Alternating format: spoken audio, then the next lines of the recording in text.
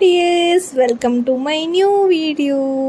നമുക്ക് ഹെൽത്തി ആയിട്ടുള്ളൊരു broccoli egg omelette എങ്ങനെ ഉണ്ടാക്കാമെന്ന് നോക്കിയാലോ. അപ്പം നമ്മുടെ ബ്രോക്കോലി ഓംലേറ്റ് ഉണ്ടാക്കാൻ വേണ്ടി ഞാൻ എടുത്തിരിക്കുന്നത് ഒരു ഫുൾ ബ്രോക്കോലി, പിന്നെ 4 മുട്ട, പിന്നെ ഒരു ക്യാരറ്റ്, പിന്നെ ഒരു ഒനിയൻ. ഇത്രയേ ഉള്ളൂ കേട്ടോ. ഫസ്റ്റ് സ്റ്റെപ്പ് എന്ന് പറയുന്നത് നമ്മുടെ ബ്രോക്കോളി ഒന്ന് കുളിപ്പിച്ചെടുക്കണം. അപ്പം ഞാൻ പൈപ്പിനകത്ത് വെച്ചിട്ട് നല്ലോണം ക്ലീൻ ചെയ്തെടുക്കുന്നുണ്ട്. കഴുകിയെടുത്ത ബ്രോക്കോളിയെ ഇനി നമുക്ക് ഒന്നൊന്നായിട്ട് വെട്ടിയെടുക്കണം. ഓക്കെ, കട്ട് ചെയ്യുമ്പം പ്രത്യേകം ശ്രദ്ധിക്കണം കേട്ടോ. എന്തെങ്കിലും ഉണ്ടോ, എന്താ ക്ലീൻ അല്ലേ എന്നൊക്കെ ശ്രദ്ധിച്ചുകൊണ്ട് നമ്മൾ ഇങ്ങനെ വെട്ടിയെടുത്തു. ഈ വെട്ടിയെടുത്തതൊക്കെ നമ്മളൊരു പാത്രത്തിലേക്ക് മാറ്റിയിട്ട് അതിലേക്ക് ഒരു അല്പം വെള്ളവും ഒരു ഇച്ചിരി മഞ്ഞൾപ്പൊടിയും ഉപ്പും കൂടി ഇട്ടിട്ട് ഒരു 10 മിനിറ്റ് നമ്മൾ ലോ ഫ്ലെയിമിൽ ഒന്ന് കുക്ക് ചെയ്തെടുക്കണം. 10 മിനിറ്റ് ഒന്നും വേണമെന്നില്ല, അക്കോർഡിംഗ്ലി. ഓക്കെ, ഈ ബ്രോക്കോളി കുക്ക് ചെയ്യാൻ വെച്ച സമയമില്ലേ നമ്മൾ വേസ്റ്റ് ചെയ്യേണ്ടത്. അത് ഷെഡേന്ന് പോയിട്ട് നമ്മൾ നേരത്തെ മാറ്റി വെച്ച ക്യാരറ്റും ഉള്ളിയും കൂടെ കടകടയെന്ന് പറഞ്ഞ് നമുക്ക് കട്ട് ചെയ്തെടുക്കാം.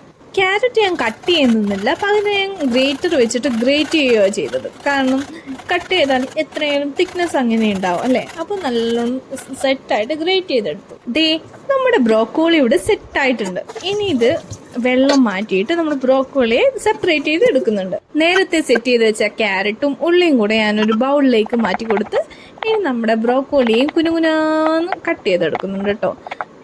ബ്രോക്കോളി നല്ല ചെറുതായിട്ട് തന്നെ കട്ട് ചെയ്തെടുക്കാൻ നോക്കണം, അപ്പോഴാണ് രുചി. എല്ലാം കട്ട് ചെയ്ത് കഴിഞ്ഞാൽ കത്ത് വെച്ചിട്ട് ഇങ്ങനെ നുറുക്കിയിട്ട് കൊടുത്താൽ മതി.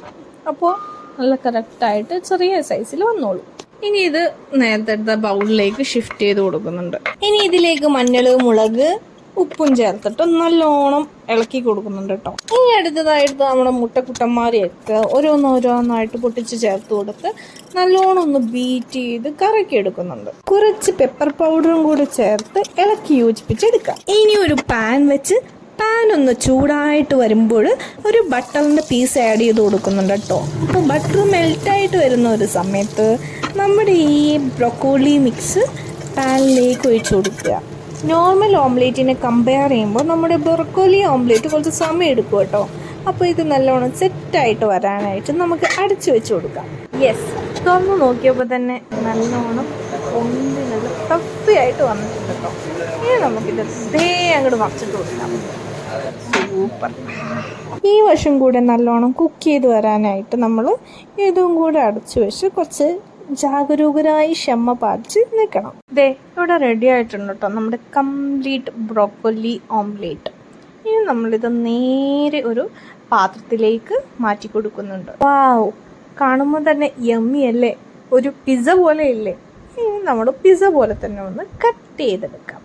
നല്ല ട്രയാങ്കിൾ ഷേപ്പിൽ നല്ല സെറ്റായിട്ട് ഞാൻ കട്ട് ചെയ്തിട്ടുണ്ട് കേട്ടോ. എന്തൊരു തിക്കാണല്ലേ, വളരെ ടേസ്റ്റിയാണ്. ഒരു 2 പീസ് തന്നെ ധാരാളമാണ് നമ്മുടെ ഒരാളുടെ വയറ് നിറയാൻ കേട്ടോ. ഈ വെയിറ്റ് ലോഡ്സിനും എല്ലാത്തിനും നമ്മുടെ ഡയറ്റിൽ ഇൻക്ലൂഡ് ചെയ്യാൻ പറ്റുന്ന ഒരു ഹെൽത്തി റെസിപ്പിയാണ് ഈ broccoli egg omelette. So every one must have to try ചെയ്തിട്ട് ഫീഡ്ബാക്ക് എന്നെ അറിയിക്കും കേട്ടോ. അപ്പോൾ ബൈ.